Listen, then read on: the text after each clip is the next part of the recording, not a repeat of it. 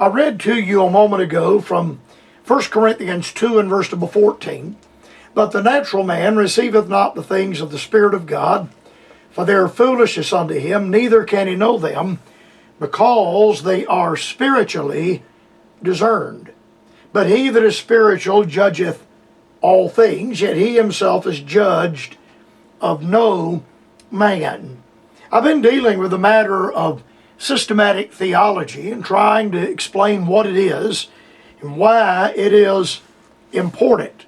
Now, you and I recognize that the Bible is the source of material which enters into systematic theology. But it is also true, vitally true, that the role of systematic theology is to unfold the Bible. The reason you and I study the Bible in a systematic manner, in a systematic method, is to unfold and to develop the Word of God. You know, light begets light.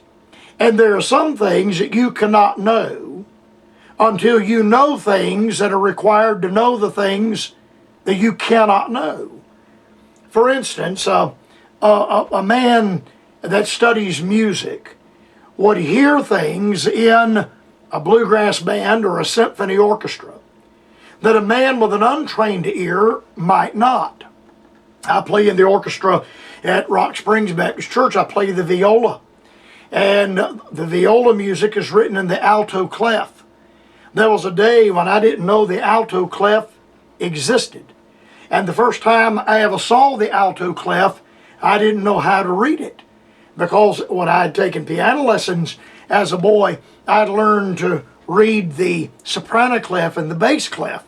And I didn't know the alto clef existed. But after learning to read the alto clef and then understanding where the notes are on the neck of the viola, I can now look at a piece of music and have a general idea of what it will sound like and where I will be playing on the neck of the instrument. Now, there was a day when I did not know that. And there was a day when I became introduced to the alto clef. And from that day to this day, now being able to hear what I could not hear before. A man that does construction work would walk into a room and look at the walls and would see things that I would not.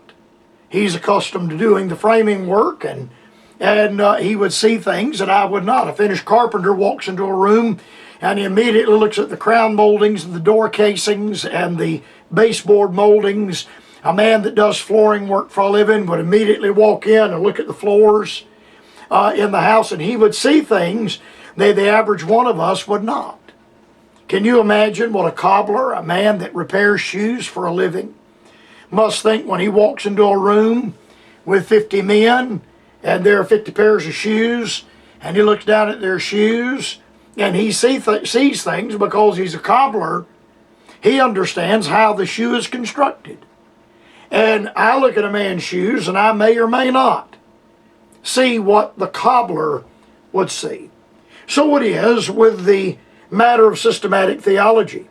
There are a lot of people that are not trained in the matter of gold, and they might be panning for gold or mining for gold and would overlook gold. They're looking at it and they don't know what they're looking at.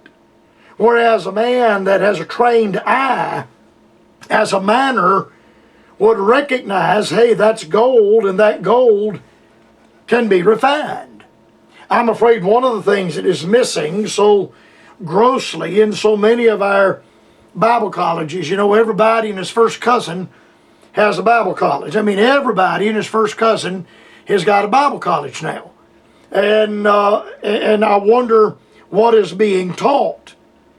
Well, it is the point. When my grandfather had the Bible college at Tabernacle, and it was a 4-year college, we gave a bachelor's degree.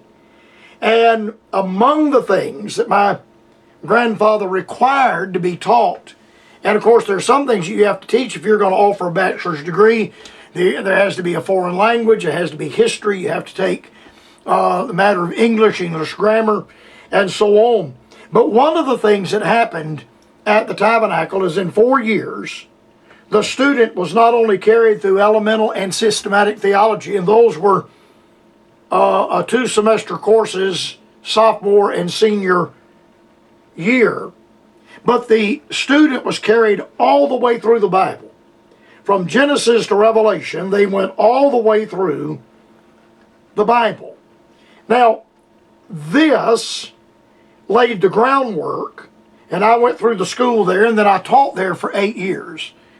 But it laid the groundwork in my life to prepare me to deal with the Bible as a complete unit, rather than being a doctrinal faddist and having 1 or 2 subjects that I preach on all the time.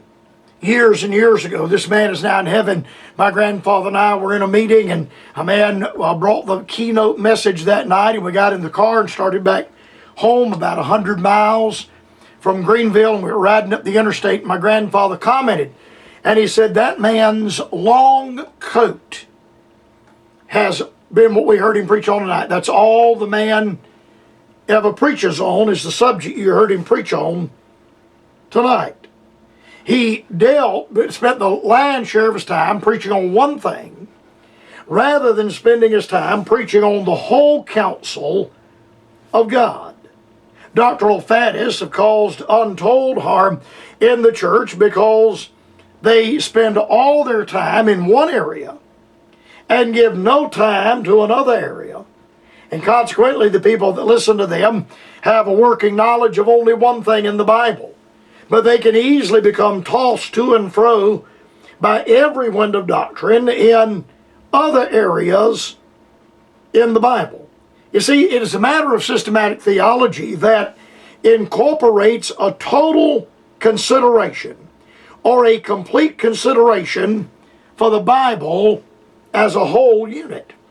Now, there are battles that we must fight, and there are man-made ideologies that we must war against. That's why I read, "But the natural man receiveth not the things of the Spirit of God."